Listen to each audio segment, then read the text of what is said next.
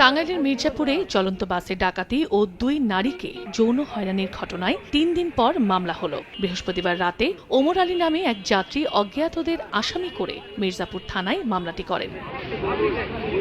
বাদী জানান 17 ফেব্রুয়ারি রাতে ঢাকা থেকে রাজশাহী যাওয়ার উদ্দেশ্যে ইউনিক রোড রয়্যালস পরিবহনের একটি বাসে ওঠেন। বাসটি রাজধানীর গাবতলী থেকে ছাড়ে। পথে গাজীপুরের চন্দ্রা থেকে যাত্রী বেশে আরো 3 জন ওঠে। রাত 1:45টার দিকে বাসটি টাঙ্গাইলের মির্জাপুরের সোহাগপাড়া ফুটওভার ব্রিজের কাছে পৌঁছালে 6 থেকে 7 জন ডাকাত অস্ত্রের মুখে যাত্রীদের জিম্মি করে। এ সময় তারা যাত্রীদের সঙ্গে থাকা 5,24,600 টাকা লুটে নেয় ও 2 নারীকে যৌন হয়রানি করে। বাসটির নিয়ন্ত্রণ নিয়ে আবারও চন্দ্রায় গিয়ে নেমে যায় ডাকাতরা। এরপর 2টা লোক আমার পিছনে বসায় কানে কানে কি ফাঁসফুস গল্প করে। ওখান থেকে টান দিয়ে চান্দুর আসা ওখান থেকে 4-5 জন লোক নিল।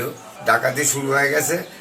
হচ্ছে যার কাছে যা আছে সব দিয়ে নন্দন পার্কের সামনে গিয়া ব্রিগেড দিয়া ওরা ডাকাতরা নামে যায়। পুলিশ বলছে ঘটনার তদন্ত করে জড়িতদের আইনের আওতায় আনা হবে।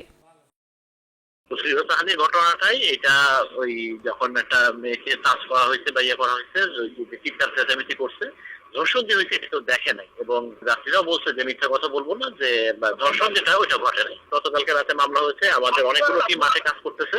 এদিকে বাসটি নাটোরের বড়াইগ্রাম পৌঁছালে বিক্ষুব্ধ যাত্রীরা চালক ও তার সহকারীকে আটক করেন। পরে পুলিশ বাসটি জব্দ ও আটক দুজনকে হেফাজতে নেয়। বুধবার তারা আদালত থেকে জামিন নিয়েছেন। চন্দ্র বিশ্বাস, ববি, সময় সংবাদ।